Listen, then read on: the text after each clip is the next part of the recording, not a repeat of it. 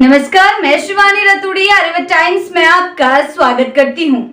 बिहार विधानसभा चुनाव 2025 के दूसरे चरण की तैयारी अब औपचारिक तौर पर तेज हो चुकी है। आज से दूसरे चरण की अधिसूचना जारी होने के साथ ही नामांकन प्रक्रिया भी शुरू हो जाएगी। इसी चरण में 20 जिलों के 122 विधानसभा सीटों पर नामांकन की अंतिम तिथि 20 अक्टूबर तय की गई है। इसके बाद 21 अक्टूबर को नामांकन पत्रों की जाँच होगी और प्रत्याशी 23 अक्टूबर तक अपना नामांकन वापस ले सकेंगे।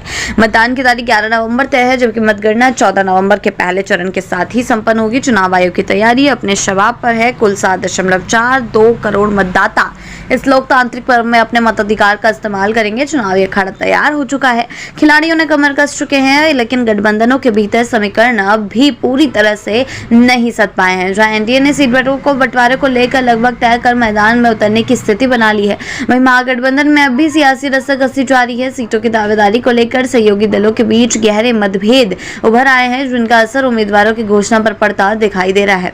राजद पर सहयोगियों की अनदेखी का आरोप लग रहा है। अंदर खाने की खबरें बताती है कि राजद ने कांग्रेस और वाम दलों की परंपरागत और वर्तमान सीटों पर दावेदारी ठोक दी है, जिससे सहयोगी दल असहज हैं।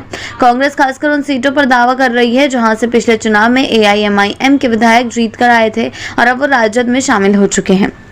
ये खींचतान इतनी गंभीर हो चुकी है कि गठबंधन धर्म की सीमाओं में रहकर भी दोस्ताना संघर्ष की संभावनाएं उभरने लगी हैं। यानी गठबंधन में रहते हुए भी कुछ भी सीटों पर दो सहयोगी दल एक दूसरे के खिलाफ ताल ठोक रहे हैं, जिससे मतदाता के बीच भ्रम और बिखराव की स्थिति बनने की आशंका है।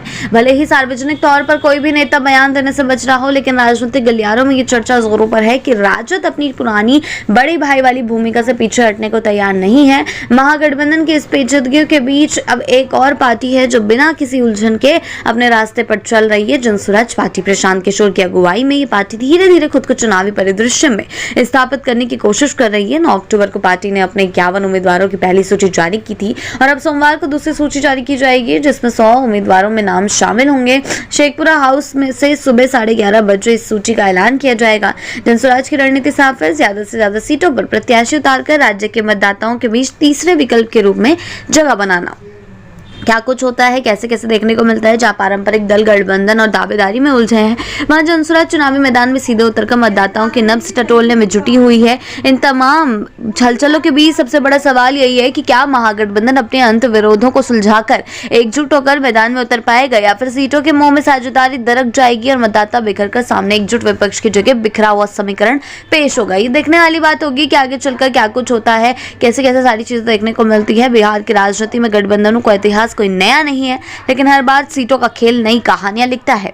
अब इस बार क्या नई कहानियां लिखी जाती है, कभी दोस्ती पक्की होती है तो कभी मतभेदों की दरारें गहराई ले लेती है।